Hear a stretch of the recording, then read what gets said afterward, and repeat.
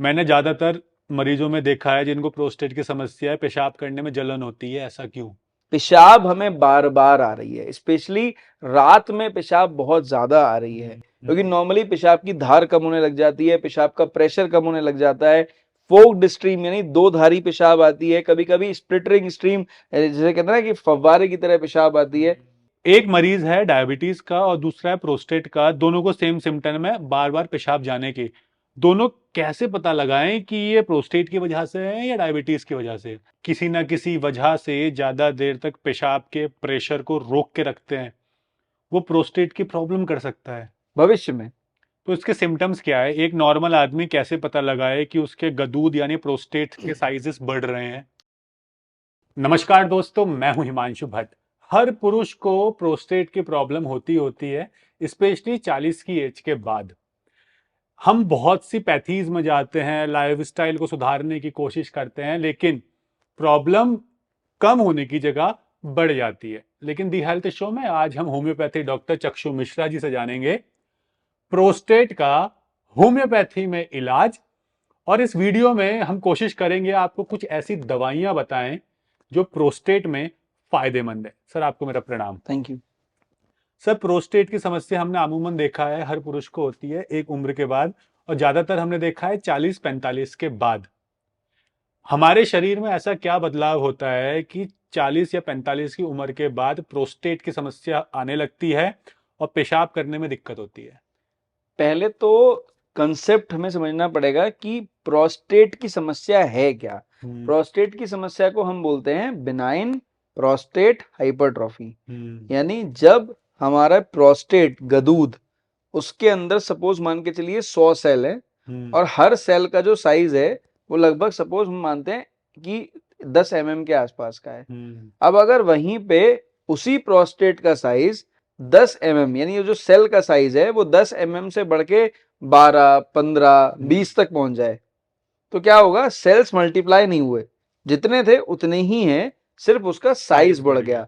तो हमारा जो ऑर्गन है, जो अखरोट के जैसा ऑर्गन है, उसका साइज बढ़ गया। जब वो साइज बढ़ेगा तो ईश्वर ने जो उसकी जगह निर्धारित करी है पेल्विक एरिया के आगे, वो प्रेशर मारेगा किस पे? जो सॉफ्ट ऑर्गन है यानी हमारा यूरेथ्रा। तो जो हमारी पेशाब की नली है, जब उस पर प्रेशर मारेगा तो पेशाब की नली के ऊपर उसका इफेक्ट दिखाई देगा। उसी को हम बोलते हैं बिनाइन प्रोस्टेट हाइपरट्रॉफी। यानी बिनाइन का मतलब हो गया ये कैंसरस नहीं है। कुछ पेशेंट्स में अगर कैंसरस होने लगती है तो उसके लक्षण अलग हो जाते हैं, लेकिन 90% केसेस में कैंसरस नहीं होता है। आमूमन देखा गया है कि 40-45 की एज के बाद ही मेल्स की बॉडी में प्रोस्टेट का साइज बढ़ने लगता है। तो ऐसा क्यों होता है कि ये प्रोस्टेट 40 और 45 की उम्र के बाद ही बढ़ने शुरू होते हैं? देखिए, बेसिकली इसके कई सारे कारण होते हैं, लेकिन जो बेसिक कारण है जिसके ऊपर हमें फोकस करना चाहिए वो है हमारा हार्मोनल इम्बैलेंस, जिसमें हमारा टेस्टोस्टेरोन यानी मर्दाना हार्मोन और एस्ट्रोजन हार्मोन का इम्बैलेंस होता है। उस इम्बैलेंस की वजह से हमारे गदूद यानी प्रोस्टेट के अंदर चेंजेस आने लग जाते हैं। दूसरा हो गया एजिंग प्रोसेस, की भाई उम्र बढ़ रही है तो हर ऑर्गन के ऊपर एक फर्क आता है, इसी तरह हमारे प्रोस्टेट के ऊपर भी एक फर्क दिखाई देता है। भाई तीसरा हो गया कि हमारी जो बॉडी है उसकी अडेप्टेबिलिटी अब पुअर होती जा रही है, हमारे जो सेल्स हैं उनका शेप बदल रहा है नॉन एजिंग प्रोसेस में भी। तो उसकी वजह से भी ये चीजें होती हैं। वहां पे हम लोग एक टेस्ट कराते हैं, PSA, प्रोस्टेट स्पेसिफिक एंटीजन की, एक्चुअली हमारे प्रोस्टेट में क्या बदलाव आ रहा है। ठीक है, तो ये कारण होते हैं। इसके अलावा भाई देखिए, जो लोग कहते हैं ओवर मास्टरबेशन की जो हैबिट होती है, कुछ पेशेंट्स में रिसर्च बोलती है, देखा गया है कि ओवर मास्टरबेशन की वजह से अर्ली प्रोस्टेटिक चेंजेस आने के चांसेस ज्यादा रहते हैं। अच्छा। और मोस्ट इंपॉर्टेंटली अगर आप यूरिन को ज्यादा देर तक होल्ड करते हैं, या फ्रीक्वेंसी ऑफ यूरिन आपकी ज्यादा इनिशियली नहीं है, आप होल्ड बहुत ज्यादा देर तक कर रहे हैं, रोक के रख रहे हैं पेशाब, तो ऐसे में यूटीआई होने के भी चांसेस रहते हैं। जो आपका ब्लैडर है उसमें सिस्टाइटिस यानी उसकी सूजन आने के भी चांसेस रहते हैं, और गदूद के ऊपर प्रेशर पड़ने के भी चांसेस होते हैं। मतलब जो लोग किसी ना किसी वजह से ज्यादा देर तक पेशाब के प्रेशर को रोक के रखते हैं, वो प्रोस्टेट की प्रॉब्लम कर सकता है। भविष्य में हो सकती है, रिसर्च बोलती है कई केसेस में ऐसा देखा गया है कि इसकी वजह से प्रोस्टेट संबंधी समस्या मरीज को आ आ सकती है। सकती है। क्या कितनी पॉसिबिलिटीज है कि 40 की एज से पहले भी प्रोस्टेट की समस्या हो सकती है? अब वो डिपेंड करता है पेशेंट टू पेशेंट की आपके शरीर का संरचना कैसी है, आप क्या डाइट और न्यूट्रिशन कैसा है, शरीर के ऊपर उसका इफेक्ट कैसा है।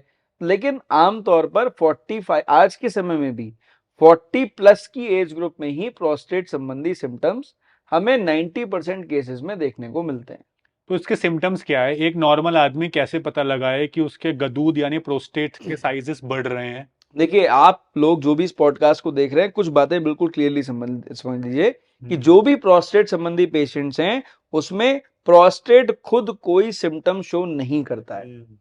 प्रोस्टेट का जो इफेक्ट है वो यूरिन के ऊपर ही दिखाई देता है। जैसे नंबर 1 हो गई फ्रीक्वेंसी ऑफ यूरिनेशन, की हमारी पेशाब हमें बार बार आ रही है, स्पेशली रात में पेशाब बहुत ज्यादा आ रही है, हम पेशाब को होल्ड नहीं कर पा रहे हैं। और जो यूरिन इनकॉन्टिनेंस है, यानी पेशाब ना होल्ड कर पाने की जो एक प्रोसेस है यूरिन इनकॉन्टिनेंस, उसे हम बोलते हैं कि भागना पड़ता है पेशाब के लिए, तो पेशाब निकल जाएगी। फिर स्ट्रीम, कि हमारी पेशाब कितनी धार से आ रही है। आपने देखा होगा, आप डॉक्टर के पास जाते हैं, वो यूरोफ्लोमेट्री टेस्ट कराते हैं देखने के लिए पेशाब की धार कैसी है, क्योंकि नॉर्मली पेशाब की धार कम होने लग जाती है, पेशाब का प्रेशर कम होने लग जाता है। फोक्ड स्ट्रीम यानी दो धारी पेशाब आती है, कभी कभी स्प्लिटरिंग स्ट्रीम, जैसे कहते हैं ना कि फव्वारे की तरह पेशाब आती है। तो ये सारे सिम्टम्स मरीज के अंदर आते हैं। उसके बाद आपको थोड़ा सा प्रोस्टेट के एरिया में दर्द भी हो सकता है। आपको ग्लीट, ग्लीट का मतलब है कि चिपचिपा पदार्थ जो कि वीर के जैसा देखने में लग सकता है, आपको वो भी आ सकता है। इस तरह के सिम्टम्स पेशेंट को दिखाई देते हैं। सर, आपने कहा कि कई बार ऐसा होता है कि बार बार फ्रिक्वेंटली यूरिनेशन के लिए यानी पेशाब करने के लिए जाना पड़ सकता है। सेम डायबिटीज के पेशेंट में भी होता है कि उनको बार बार पेशाब जाना पड़ता है, और ज्यादातर रात में ही ये चीज होती है। एक एक मरीज है डायबिटीज का और दूसरा है प्रोस्टेट का, दोनों को सेम सिम्टम है बार बार पेशाब जाने के।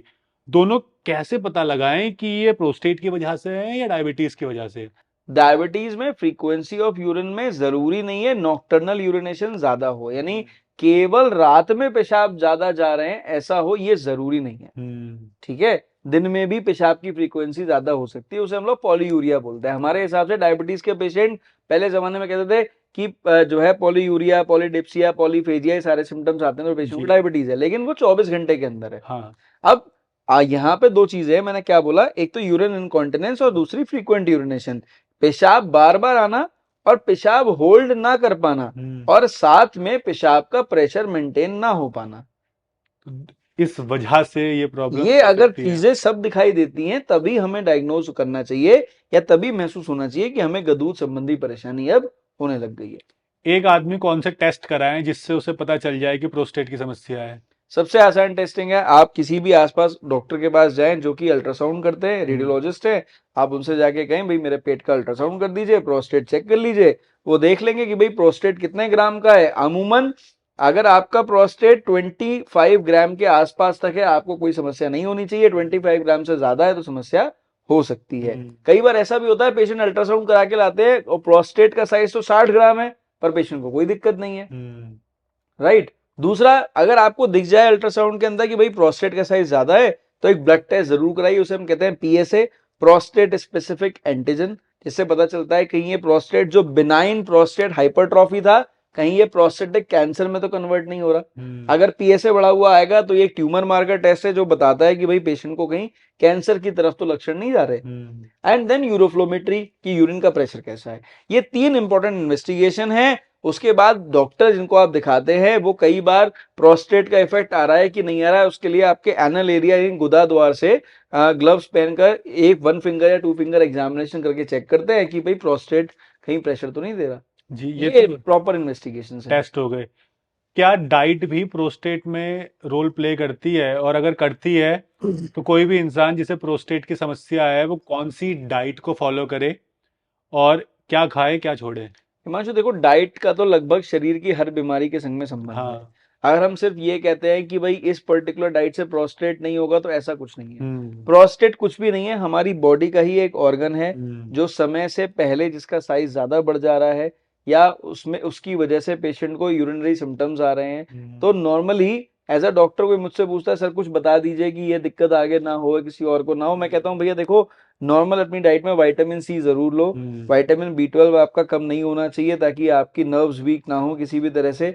और प्रोटीन इंटेक आपका लिमिटेड रहना चाहिए, ऐसा भी नहीं कि बहुत ज्यादा प्रोटीन इंटेक ले रहे हैं कि यूरिक एसिड हो जाए, बहुत कम भी नहीं लेना चाहिए कि हमारी बॉडी हील ना करे। सर मैंने कई जगह पढ़ा है या कई लोग कहते हैं कि प्रोस्टेट में दूध और दूध से बनी चीजें नहीं खानी चाहिए, क्या आप भी मना एक्चुअली करते हैं? नहीं, देखिए अगर हम एक अच्छी क्वालिटी का, आजकल तो हिमांशु सबसे बड़ी प्रॉब्लम है दूध की क्वालिटी से। मतलब जो लोग ये पॉडकास्ट देख रहे होंगे उनमें से बहुतों के घर में पेस्चराइज मिल्क आ रहा होगा। हाँ, अब पेस्चराइज मिल्क लोग बॉईल करके यूज करते हैं, वो ऑलरेडी पेस्चराइज्ड है, उसे बॉईल करने की जरूरत जरूरत नहीं नहीं है। होती। ठीक है, लेकिन अब वही है, मलाई निकालनी है, घी बनाना है, नॉर्मल इंडियन मेंटालिटी।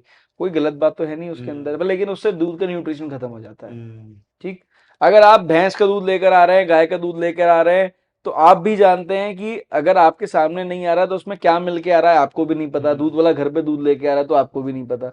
अगर उसे ऑक्सीटोसिन लग रहा है तो ऑक्सीटोसिन ऑलरेडी एक हार्मोन है जो आपकी बॉडी में, वो ऑक्सीटोसिन लगी हुई भैंस का दूध का या गाय का दूध आएगा तो वो आपके बॉडी में जाके हार्मोन को आपके ही डिस्टर्ब करेगा। ठीक है, एंड मोस्ट इंपॉर्टेंटली भाई कि जो भी दूध की क्वालिटी है अगर वो कॉम्प्रोमाइज है तो दूध नुकसान करेगा।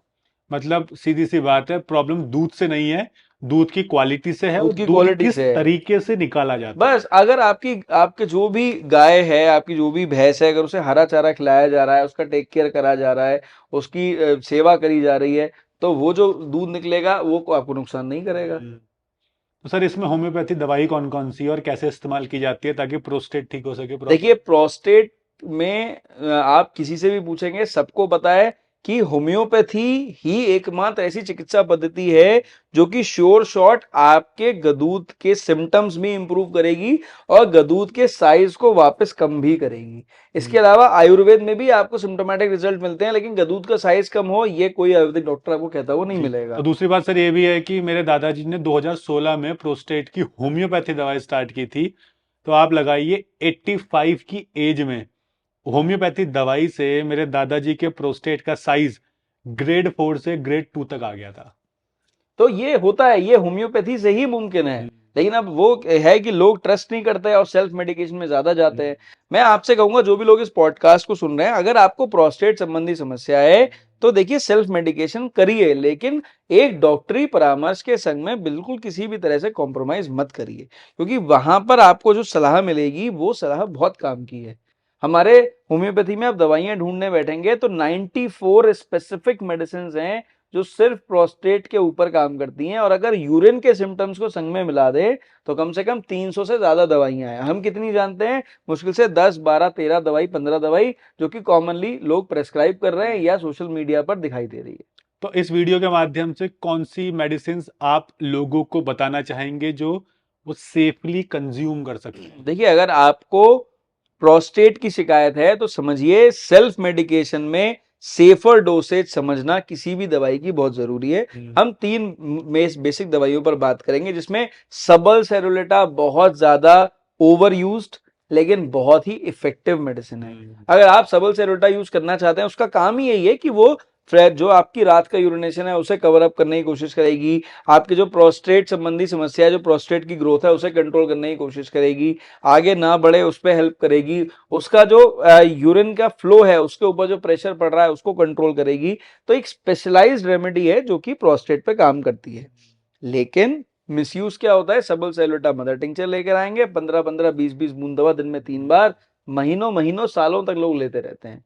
ऐसा नहीं है रिजल्ट नहीं मिलते, इनिशियली मिलते हैं फिर नहीं मिलते हैं, डोज बढ़ाते चले जाते हैं। जो भी लोग इस वीडियो के माध्यम से सबल सेलुटा यूज करना चाहते हैं, रिक्वेस्ट है आप उसे मदर टिंचर में ना लेके पोटेंसी में ले लीजिए। सबल सेलुटा का 30 पोटेंसी का आराम से दवाई ले आइए, 2 बूंद दवा 2 चम्मच पानी में डालकर आप एक बार सुबह एक बार शाम लगभग 90 डेज तक कंज्यूम करिए, आपको अपने आप सिम्टोमेटिक रिजल्ट्स दिखने लग जाएंगे। स्पेसिफिक मेडिसिन है, बढ़िया काम करती है, पर संग में पेशाब की क्या समस्या आपको हो रही है, क्या तकलीफें आपको महसूस हो रही हैं, उसके अकॉर्डिंग भी दवा लेना जरूरी है। अब जैसे आप ये मान के चलिए कोनियम मैक्यूलेटम एक बहुत अच्छी दवा है जो कि मैं बुजुर्ग पेशेंट्स में यूज करता हूं, जहां पे नसों में वीकनेस हो रही है, बॉडी की ग्रोथ नहीं हो रही है, लिथार्जी बहुत ज्यादा हो रही है और आपके बॉडी के अंदर टिश्यू लेवल पे चेंजेस आ रहे हैं, प्रोस्टेट का साइज स्पेसिफिकली बढ़ जाता है, तेजी से बढ़ रहा है, ये सारे सिम्टम्स जो आ रहे हैं वहां पर कोनियम मैक्युलेटम एक बहुत अच्छी दवा है। कोई भी बुजुर्ग पेशेंट जो लगभग 55 प्लस की एज में है, अगर आपको वीकनेस, नर्वस नसों की वीकनेस महसूस होने लग गई है, शरीर में नसों में ताकत महसूस नहीं हो रही है, संग में प्रोस्टेट संबंधी समस्या हो रही है, कुछ मेल सेक्सुअल कंप्लेंट्स फील होने लग गई हैं, ग्लीट यानी जो चिपचिपा पदार्थ मैंने बताया था वो निकल रहा है, कोनियम एक बहुत अच्छी दवा है। 200 पोटेंसी में एक दिन छोड़ के एक दिन 2 बूंद दवा 2 चम्मच पानी में डालकर अगर आप 10 से 12 हफ्ते यूज करते हैं, आपको इन सभी लक्षणों में अच्छे रिजल्ट्स मिलेंगे। तो ये मतलब ये 2 दवाइयाँ बहुत बहुत फायदेमंद इफेक्टिव है। है। इसके बाद एक तीसरी दवा है, उसको हम बोलते हैं फेरम पिक्रेटम। अगर बहुत ज्यादा प्रोस्टेट से हद से ज्यादा परेशान है कि पेशाब में वो जो है फोर्क्ड यूरिनेशन आ रहा है, पेशाब कंट्रोल बिल्कुल नहीं हो रही है, जब हो रही है तब मरीज को दर्द भी हो रहा है, डिस्टरबेंस भी हो रहा है, पीएसए भी पेशेंट का बढ़ा हुआ है, ठीक है, और फिर प्रोस्टेट संबंधी परेशानी से मरीज अब परेशान है, इंप्रूव करना ही चाहता है, फेरम पिक्रेटम अच्छी दवा है। 3x पोटेंसी में टैबलेट्स आती है, आप कुछ ना करें, 2 टैबलेट एक बार सुबह एक बार शाम लगातार लीजिए, जरूरत पड़ने पर 2-2 घंटे पे भी रिपीट कर सकते हैं पेशाब के लिए। अदरवाइज रेगुलर यूसेज में 2 टैबलेट सुबह शाम लगभग 10 हफ्ते तक यूज करें, आपको इंप्रूवमेंट दिखने लग जाएंगे। इसके अलावा भी बहुत दवाइयां हैं, पर देखिए डॉक्टर की 6 साल की ग्रेजुएट पढ़ाई और कम से कम 3 से 4 साल की पोस्ट ग्रेजुएट की पढ़ाई को आप क्वेश्चनेबल ना बनाएं। वो जितनी आपकी बेहतर मदद कर सकते हैं, आप खुद सेल्फ मेडिकेशन में नहीं कर पाएंगे। सर ये तो आपने दवाइयाँ बताई हैं, लेकिन जो आपने सबल बताई है, बहुत से लोग ऐसे हैं जो सबल को लेते हैं, क्योंकि मैंने इससे पहले भी प्रोस्टेट के जो वीडियोस बताए हैं, वहाँ कमेंट सेक्शन में कुछ लोग अपने आप ही डॉक्टर बनकर कहते हैं कि आप ये वाली दवाई इतनी ले लो, और जैसा आपने कहा कि सबल का ओवर यूज होता है, तो क्यों सबल मेडिसिन को यूज करने के बाद भी लोग ठीक नहीं हो पाते हैं? अरे कैसे ठीक हो पाएंगे? देखिए सबल सिर्फ एक दवाई तो है, हम्म। वो रामबाण दवा लोगों ने गा गा कर सोशल मीडिया पे ले आए हैं कि वो रामबाण दवाई है। हाँ। अरे है, लेकिन भाई वो दवा हर किसी को सूट करे जरूरी थोड़ी है। मैंने आपसे क्या बताया, कितनी सारी दवाइयां हैं, 300 प्लस दवाइयां मैंने खुद अभी आपके सामने बोली है, 90 प्लस स्पेसिफिक रेमेडीज मैंने आपको बता रहा हूँ कि मैं इतनी तो है ही है, तो क्या बाकी दवा बेकार है? वो काम नहीं करती है? करती है ना। पेशेंट की पैथोलॉजी, डिजीज पैथोलॉजी बहुत इंपॉर्टेंट है, पेशेंट की सिम्टम बहुत इंपॉर्टेंट है, प्रोस्टेट की वजह से पेशाब के ऊपर आने वाला इफेक्ट बहुत इंपॉर्टेंट है, खुद प्रोस्टेट में क्या चेंजेस आ रहे हैं वो बहुत इंपॉर्टेंट है, और संग में एक प्रॉपर हिस्ट्री टेकिंग इंपॉर्टेंट है, उसके हिसाब से दवा दी जाएगी, मरीज इंप्रूव होने लग जाएगा। इंप्रूव होने लग जाएगा। जैसे मैंने भी बताया कि मेरे दादाजी सिर्फ और सिर्फ होम्योपैथी पर ही भरोसा करते थे, कहते हैं मेरे को इसी से ठीक होता है। भाई साहब होम्योपैथी में माइजमेटिक प्रेस्क्रिप्शन बड़ा इंपॉर्टेंट है। हम्म। क्लासिकल होम्योपैथी लोग करना भूल गए। आप माइजमेटिक प्रेस्क्रिप्शन जब तक संग में नहीं देंगे, आप एक्सपेक्ट भी ना करें कि प्रोस्टेट में आप उसको रिवर्स कर सकते हैं। रिवर्स कर सकते हैं। सर इसमें एक लास्ट क्वेश्चन करना चाहूंगा, और वो है पेशाब की जलन। मैंने ज्यादातर मरीजों में देखा है जिनको प्रोस्टेट की समस्या है, पेशाब करने में जलन होती है, ऐसा क्यों? देखिए सर, जलन क्यों नहीं होगी? मैंने आपको क्या बोला कि प्रोस्टेट के संग में सिस्टाइटिस भी हो जाता है। सिस्टाइटिस का मतलब है पेनफुल यूरिनेशन, क्रैम्पी यूरिनेशन, उसके संग में यूटीआई भी हो जाता है, ठीक है, तो ऐसा बहुत कॉमन होता है, उसमें कोई ज्यादा सिम्टम, उसमें ऐसा कोई बेसिक कॉज नहीं है। आपकी पेशाब प्रेशर से नहीं जा रही है, आपका पेशाब की थैली पूरी तरह से खाली नहीं हो रही है, उसमें रेजिडुअल यूरिन ज्यादा बचा हुआ है, तो ऐसे में बार बार पेशाब जाने का मतलब ये नहीं है पूरा ब्लैडर खाली हो जा रहा है। अब उसमें ब्लैडर में यूरिन रहेगी, रेजिडुअल यूरिन ज्यादा रहेगी, उसमें इन्फेक्शन हो सकता है, तो पेशाब में जलन हो सकती है। ये बात कितनी सच है कि हर मेल को प्रोस्टेट की समस्या एक एज के बाद होती ही होती है? हम हिंदुस्तानी लोग हैं, हाँ। बहुत मेहनत कर रहे हैं अपने जीवन जी। में कुछ पाने के लिए, कुछ जी। पैसा कमाने के लिए, उतना अपने शरीर पे ध्यान नहीं दे पाते हैं, उतनी एक्सरसाइज नहीं कर पाते हैं, उतनी दिनचर्या अच्छी नहीं रह पाती, तो ये सब चीजों का बहुत इफेक्ट पड़ता है। दूसरा, हमारी फूड क्वालिटी एडल्ट्रेटेड है ना, तो ये सब चीजों का शरीर के ऊपर एजिंग का इफेक्ट तो आएगा ही आएगा, एडल्ट्रेटेड फूड का इफेक्ट आएगा ही आएगा। तो प्रोस्टेट केवल एक एजिंग प्रोसेस की वजह से होने वाली प्रीमेच्योर कंप्लेंट है जी। तो वो तो हो सकती है। सर लास्ट में आप जाते जाते ये भी बता दीजिए, एक मेल अपनी यंग एज में, हमारी एज में, किन बातों का ध्यान रखे ताकि प्रोस्टेट की समस्या जल्दी ना आए या ज्यादा प्रॉब्लमेटिक ना बने? देखिए, अगर कोई भी चाहता है कि प्रोस्टेट संबंधी समस्या ना हो, तो कृपया ये ना सोचें कि सिर्फ अगर हमारा मोटापा है तो हमें प्रोस्टेट की समस्या हो सकती है। अगर हम अपने न्यूट्रिशन का ध्यान नहीं रख रहे हैं, हम अपने शरीर का ध्यान नहीं रख रहे हैं, और हम खुद को समय नहीं दे रहे हैं, रेस्ट, सोना, एक अच्छी नींद लेना, हमारे शरीर की रिकवरी के लिए बहुत इंपॉर्टेंट है। हम्म। तो एज अ यंग इंडिविजुअल जो भी लोग ये वीडियो देख रहे हैं, प्लीज सबसे पहले अपनी नींद 6 घंटे की अच्छी ले लीजिए, जो साउंड स्लीप हो। अपने डाइट में कुछ फल नाम की चीज होती है, प्रभु ने दी है, प्रकृति देती है, उसे इंक्लूड कर लीजिए। थोड़ा बहुत सलाद भी जरूर खा लीजिए, सिर्फ बर्गर में मिलने वाला वो जो सलाद का पत्ता है उसी को सलाद मत समझिए, ठीक है। तो मुझे लगता है अगर आप सब कुछ खा रहे हैं तो ये प्रॉब्लम्स आपको नहीं होंगी। एंड मोस्ट इंपॉर्टेंटली डिहाइड्रेट मत रहिए, पानी जरूर पीजिए। आपका वाटर टीडीएस अगर डाउन है तो फिर आपको डिहाइड्रेशन ज्यादा पानी पीने के बावजूद रह सकता है। तो सर लास्ट में बस जैसे आपने एक चीज़ और ऐड करना चाहूँगा, आपने कहा वाटर का टीडीएस मेंटेन रखे, तो वो टीडीएस कैसे मेंटेन रखे? मुझे पता है आपने हमारी एक पथरी वाली वीडियो में भी बताया था, इसमें भी आप बताइए कैसे वो टीडीएस को मेंटेन रख सकते हैं। हिमांशु, टीडीएस का मतलब होता है टोटल डिजॉल्व सॉल्वेंट। अभी हम यहाँ से बाहर जाएं और नॉर्मल नल का पानी पिएं, आप वो 1 ग्लास पानी पिएंगे, हो सकता है आपका पेट भर जाए। और ये जो बिस्लरी की बोतल रखी है, आप इसे, बिस्लरी सिर्फ एक नाम मैंने लिया है, कोई भी पैकेज ड्रिंकिंग वाटर आप ले लेते हैं और उसे आप पी लेते हैं, तो जरूरी नहीं है आपका पेट 1 ग्लास पानी से उससे भर जाए। क्यों? एक पानी हल्का है, एक पानी भारी है, एक में डिजॉल्व सॉल्वेंट ज्यादा है, एक में कम है। डब्ल्यूएचओ बोलता है इंडियन कंडीशंस में अगर 140 तक आपका टीडीएस है तो वो आइडियल ड्रिंकिंग वाटर है। 70 से कम होगा तो वो पानी बहुत हल्का है। जैसे पहाड़ पे आप लोग जाते हैं तो पानी का टीडीएस कितना है? 50 से भी नीचे है। हाँ। गंगोत्री पे ऊपर हम लोग चले जाएं तो हमारा पानी का टीडीएस बहुत ही कम है। तो वो पानी आप कितना भी पी लो, आपका पेट ही नहीं भरेगा पेट कभी, नहीं भरेगा। वो डिहाइड्रेट आप रहोगे।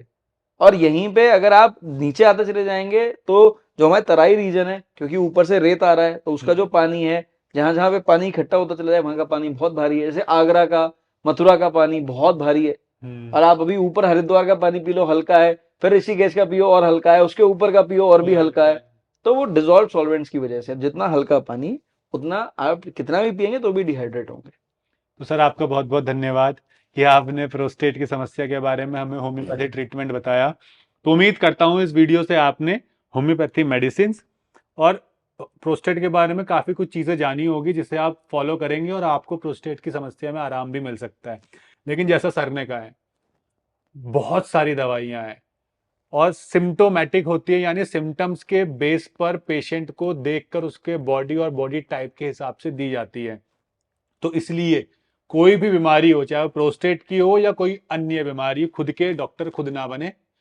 थोड़ी सी डॉक्टर की कंसल्टेंसी फीस देकर डॉक्टर को दिखाइए, ताकि आपको आपके सिम्टम्स के हिसाब से बिल्कुल सही दवाई मिल सके। और एक मेन बात कि ये कमेंट सेक्शन में जो लोग कहते हैं कि हमने ये दवाई इस्तेमाल की, आप भी कर लो, या इस दवाई से कुछ नहीं होता है, तो आप ऐसे लोगों के चक्कर में बिल्कुल ना पड़े, क्योंकि वो लोग गूगल को पढ़ के डॉक्टर बने हैं और सर जैसे लोग प्रॉपर कॉलेज में जाकर डॉक्टर बने। प्लीज रिक्वेस्ट है, सिर्फ मुझे ही ना दिखाएं, आप किसी भी होम्योपैथिक डॉक्टर को दिखाएं, किसी के भी पास जाके बात करें। रिक्वेस्ट है, प्लीज उनसे इतना समय ले ले कि अपने मन के सारे सवाल पेपर पे लिख के ले जाके उनसे जवाब पूछ लें, सेटिस्फाई होके अपनी दवा शुरू कर लें, आपको रिजल्ट जरूर मिल जाएंगे। हाँ, और हम भी यही कहते हैं कि आपको वीडियो को देख के लगता होगा कि हम सर को प्रमोट कर रहे हैं, ऐसा नहीं है। हमारा मकसद है आप तक इंफॉर्मेशन देना। तो इसलिए आपको जिस डॉक्टर पे भरोसा है, आपके घर के आसपास हो या दुनिया में कहीं भी हो, आप उसे दिखा सकते हैं। लेकिन अगर आप सर को दिखाना चाहते हैं तो इनकी कॉन्टैक्ट डिटेल्स नीचे डिस्क्रिप्शन और पिन कमेंट में मिल जाएगी, जहां से आप सर से भी ट्रीटमेंट ले सकते हैं। इनसे अगर आप कोई और बीमारियों की डिटेल जानना चाहते हैं तो वो भी आप कमेंट सेक्शन में बता सकते हैं। मैं कोशिश करूंगा सर के साथ उस हर बीमारी की वीडियो बनाकर आपको इलनेस से वेलनेस की तरफ बढ़ाया जाए। धन्यवाद, धन्यवाद सर। Thank you.